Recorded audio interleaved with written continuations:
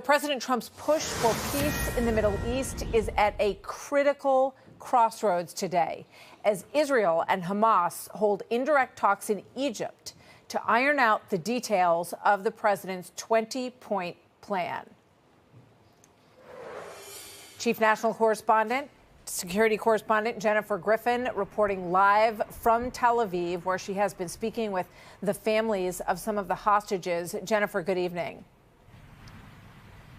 Good evening, Martha. Well, as those significant talks take place in Egypt, we are now on the eve of the second anniversary of the October 7th massacre. It was on October 7th, 2 years ago, that more than 1,200 Israelis were murdered by Hamas and 250 taken hostage. There are 48 hostages who remain in Gaza, 20 of them believed to be alive. More than 60,000 Palestinians have been killed in the last 2 years. Here in Israel, it's the start of the Holy Week of Sukkot, a biblical harvest celebration that also marks the Jewish exodus from Egypt. This was the scene from Hostage Square here in Tel Aviv over the weekend as talks in Egypt were announced to end the war. 120,000 Israelis turned out to pressure their government to make a deal. There is huge hope that President Trump can end this war and bring the hostages home. Many here believe he is the only one who can do so. About 7 hours from where we are now in Tel Aviv, the president's trusted emissaries, Steve Witkoff and son-in-law Jared Kushner, arrived to corral the indirect talks between Israel and Hamas. Qatar, Egypt, and Turkey are present to help broker the hostage and prisoner exchange. Negotiating on behalf of Hamas is Khalil al-Hayya, who was the target of assassination in an Israeli airstrike in Qatar on September 9th. His son was killed in that strike, and he was injured, but survived.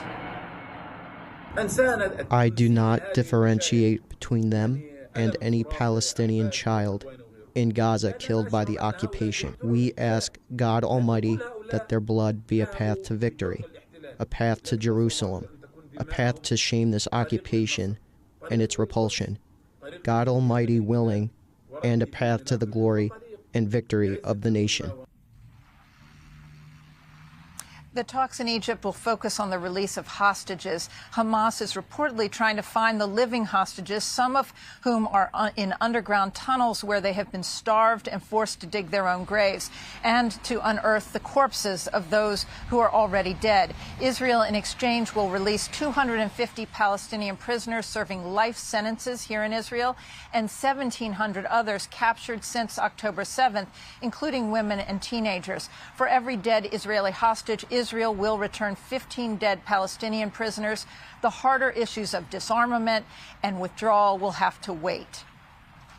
Well, we accepted the deal, as did all the world. It was President Trump's plan. Hamas says that it accepted the deal. Now the onus is on Hamas. President Trump has said he would like a deal this week. He does not want these talks to drag on. That is why Jared Kushner and Steve Witkoff are there in Egypt, and the talks continue late this evening. Martha? Very high stakes. Jennifer, thank you very much. Jennifer Griffin in Tel Aviv. Hey, Sean Hannity here. Hey, click here to subscribe to Fox News YouTube page and catch our hottest interviews and most compelling analysis. You will not get it anywhere else.